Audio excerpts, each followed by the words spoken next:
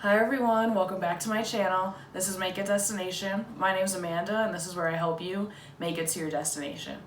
So this week I'm super excited to present to you a video that was recommended to me by one of my subscribers. I don't know if she wants to be mentioned here, but I just want to say thank you so much for giving me this video idea. And also I want to thank everybody for your support.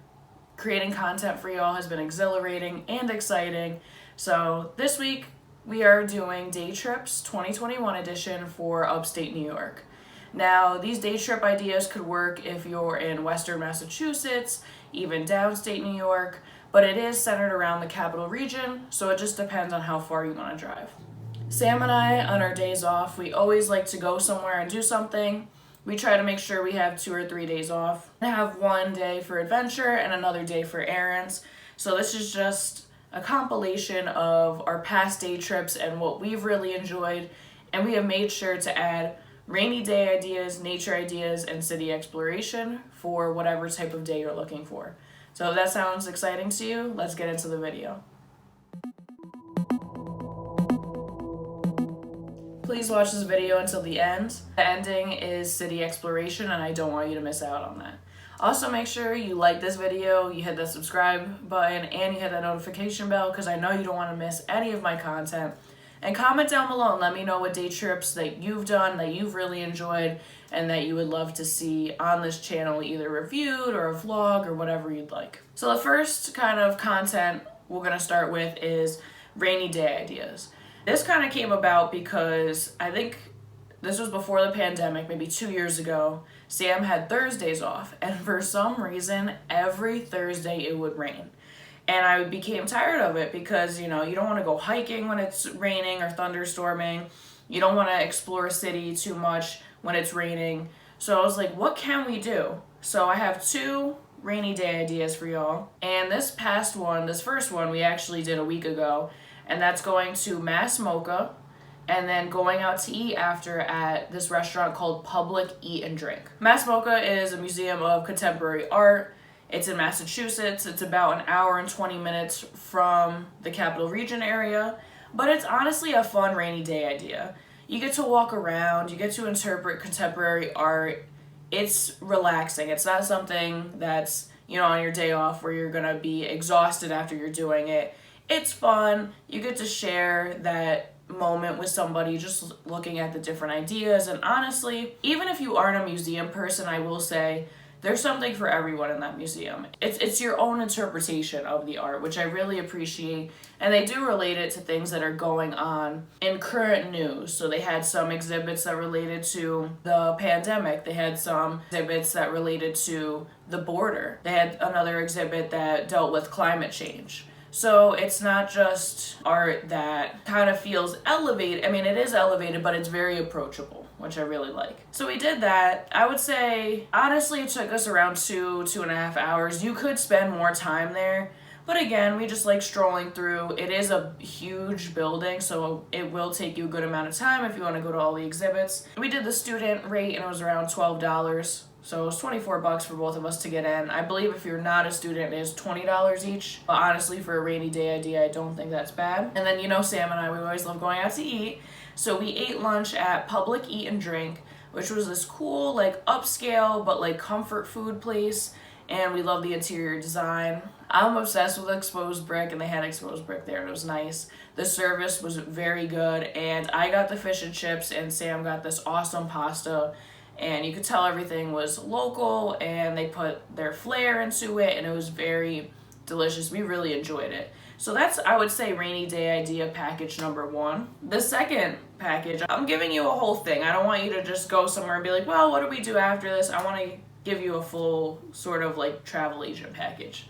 So the second rainy day idea, that we did this a few years ago, is going to the Boston Aquarium and then going to Carmelina's to go out to eat. It's very soothing to see wildlife, and usually I'm not a zoo or aquarium person, but it is very nice in there. The Boston Museum is one of a kind, honestly, and it was just fun, kind of seeing the different species of fish, seeing different wildlife in there, and it's just soothing for some reason. I don't know, there's something about an aquarium that's soothing. Boston is a 3-hour drive from the capital region, so I would say that's probably the furthest I would go for a day trip. I wouldn't do anything over 4 or 5 hours of driving because you're most likely going to be in the car longer than you're actually enjoying yourself there. So right after we went to the Boston Aquarium, we went to Carmelina's, and it's a delicious Italian spot, and this was before the pandemic. It's a small joint, but the wait time goes quick, and I believe it was the crazy Alfredo, and it was like an elevated Alfredo dish that was spicy, and it was just delicious.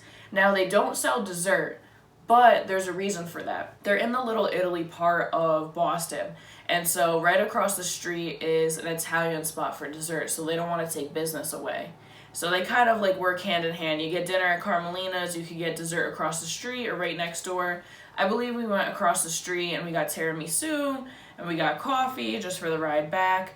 But honestly, I think that's a great rainy day package there. You get to see an aquarium, you get to walk around. I believe we did touch on Quincy Market a little bit when we went and had New England clam chowder. As you could tell, Sam and I like to eat. But yeah, I think we went there, and yeah, it's just nice to walk around. You bring an umbrella, but you're inside in the aquarium.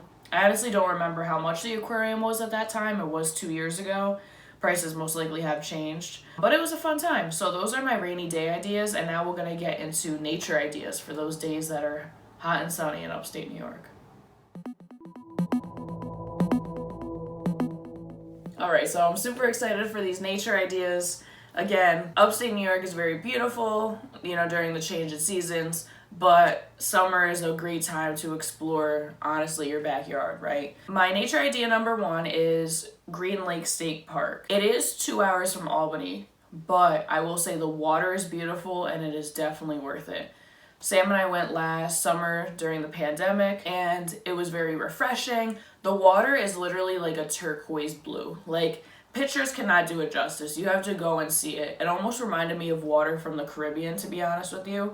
And it was very clean. It was refreshing. It wasn't too hot. It wasn't too cold.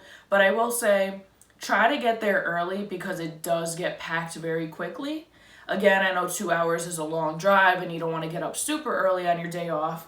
But if you get there earlier, you'll get a better spot. You'll be able to explore it more. I also think because we went during the pandemic, there were only outdoor activities available to people. So I don't know how this summer will be, but on a hot day, it's very refreshing. It's beautiful. We brought our own lunch, so we actually did not go out to eat when we went to Green Lake State Park. But that's honestly, I feel like, the best way to go. You go swimming, you have a sandwich, you have some chips, you have a drink. It's nice. You get to explore kind of the hiking side of it, which I would love to do, but I think it would be smart to start with the hiking part and then swim rather than vice versa. They also have bathroom facilities there. There is an entrance fee, but I think it wasn't that much. I think it might have been like $8, which I don't think is bad. But again, it's 2 hours from the capital region, so just make sure you plan accordingly. And that's a nice way to go swimming. And they do, let me mention, they do have lifeguards on duty. So if you're worried about that, if you have children, then it's a great place. You can't swim too deep because apparently it levels off pretty quickly. It goes from 4 or 5 feet to 40 feet. So you can't swim too deep, but everybody's really nice there and it was a fun time. My second nature idea is going to Bolton Landing.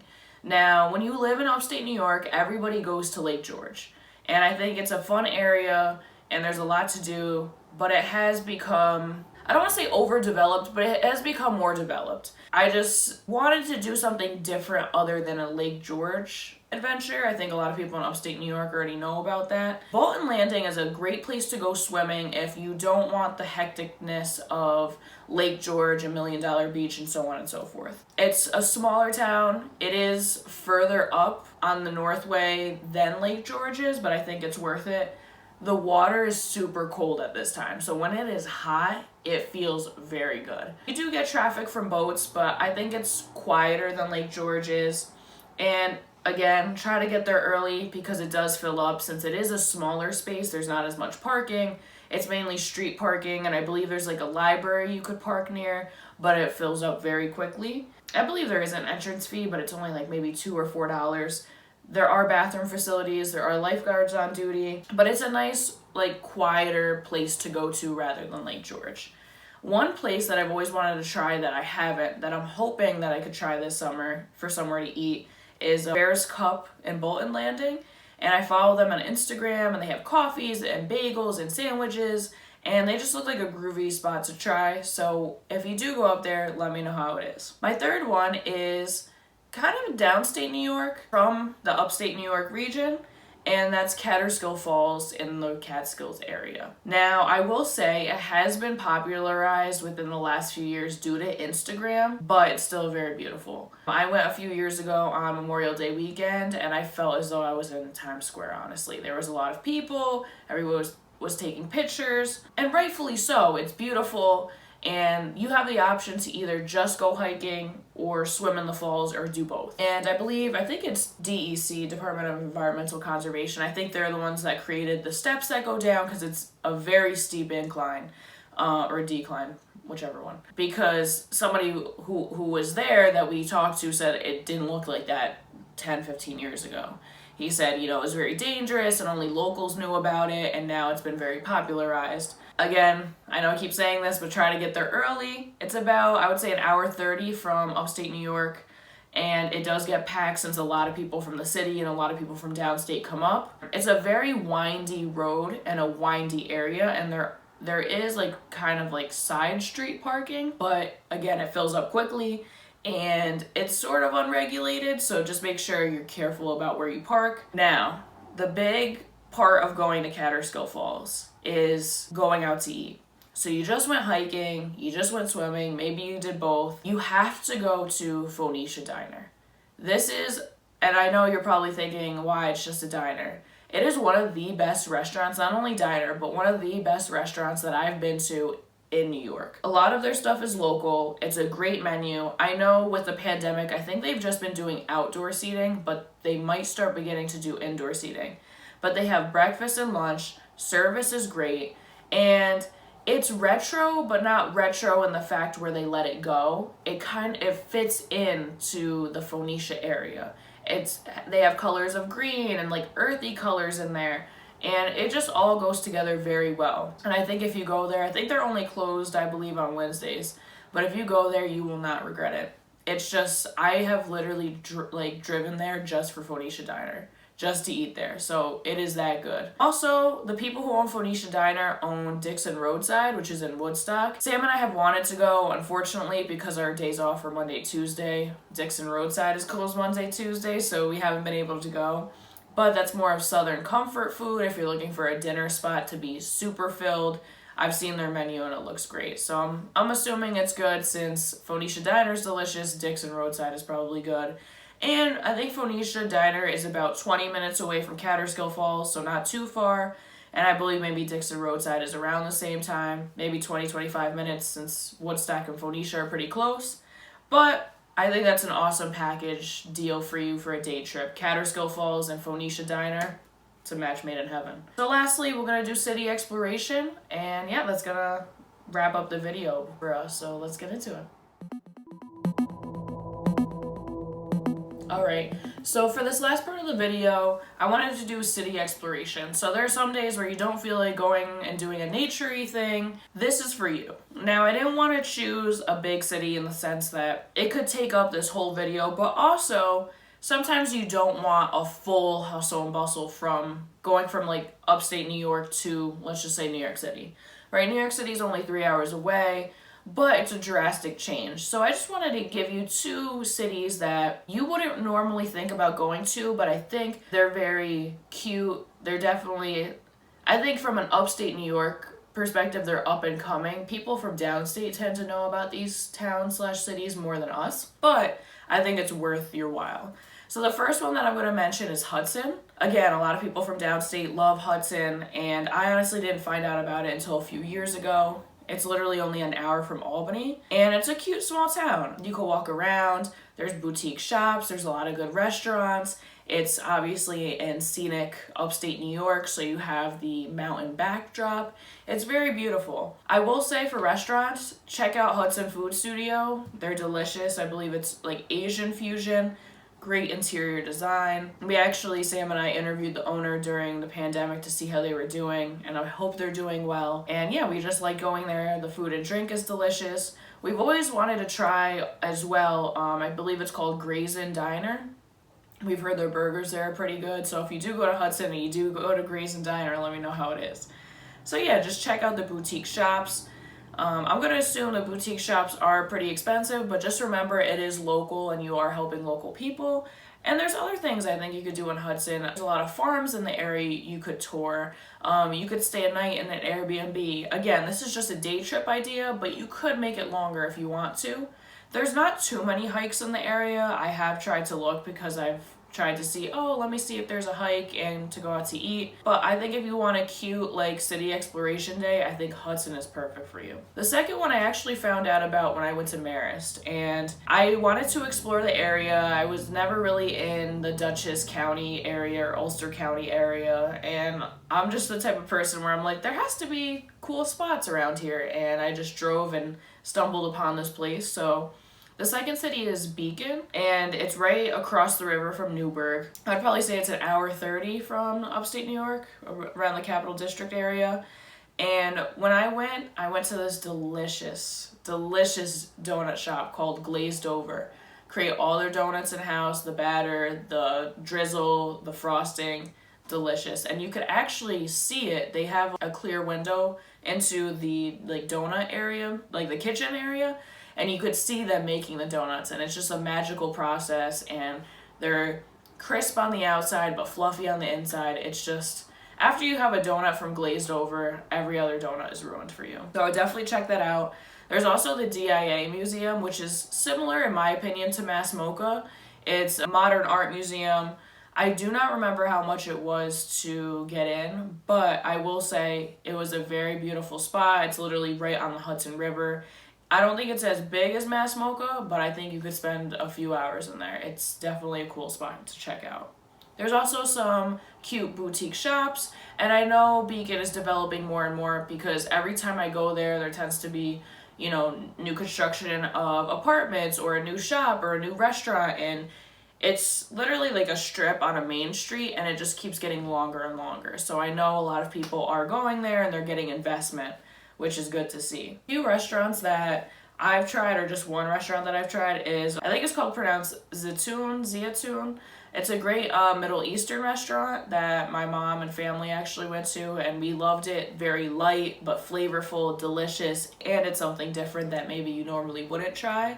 So I would definitely recommend that. And honorable mention in the fact that I've wanted to try it, but I haven't been able to go. But I've heard great things from people that I went to Marist with who actually went. And that's called Kitchen Sink Food and Drink. I like that, has a little ring to it.